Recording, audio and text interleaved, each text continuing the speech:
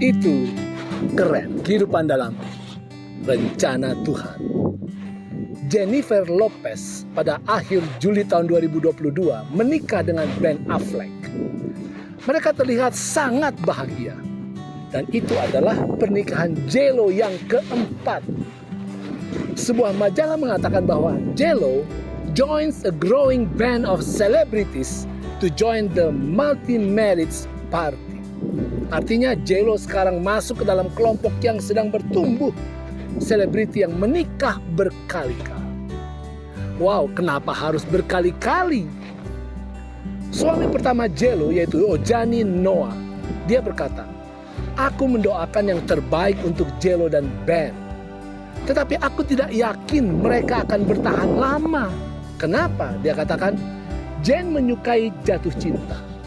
Dia sudah bertunangan 6 kali dan Ben adalah suaminya yang keempat. Saudara, semua orang hidup untuk mencari kebahagiaan.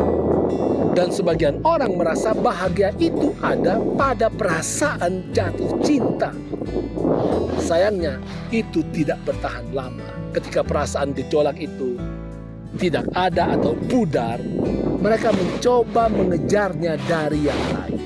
Sebagian orang mengejar bahagia pada uang, pada kedudukan, sebagian pada hubungan jatuh cinta, pada kesenangan makanan, seks, ataupun selera lainnya, pada popularitas. Rasul Paulus berkata dalam Filipi 4 ayat yang keempat, "Bersukacitalah senantiasa dalam Tuhan." Sekali lagi kukatakan, bersukacitalah.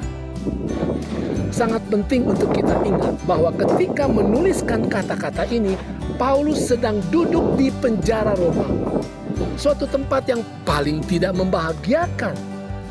Namun di sana Paulus tidak merasa hancur. Sebaliknya, di sana dia menulis untuk memberikan semangat kepada umat-umat Tuhan.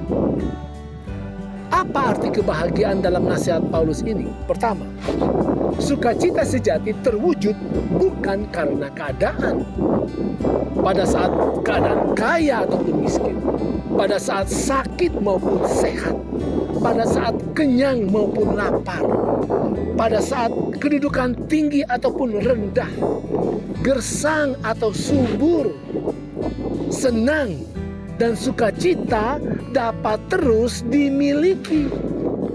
Yang kedua, jika kita ingin selalu bersukacita, itu berarti bahwa kita harus belajar untuk bersukacita pada saat kita tidak menyukai suatu keadaan atau suatu perasaan yang ada.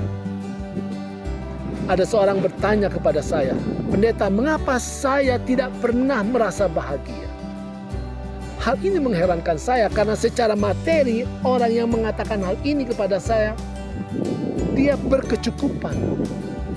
Tetapi mengapa dia merasa tidak pernah bahagia?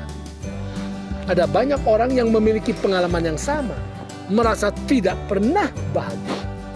Atau ada banyak yang lain merasa kebahagiaan datang dan pergi. Kenapa ya?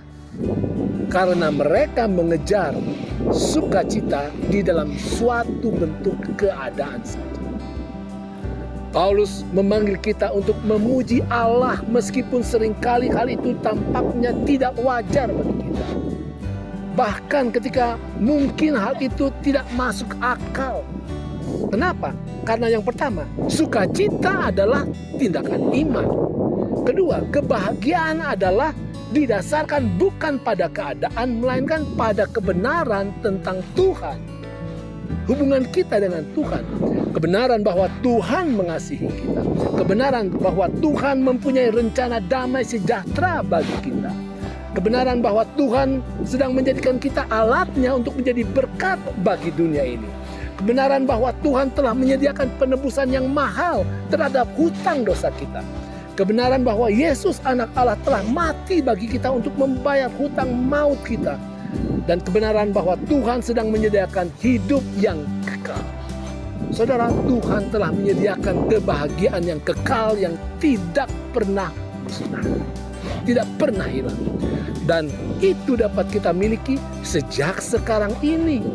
Sambutlah Tuhan dan rencananya itu. Itu keren.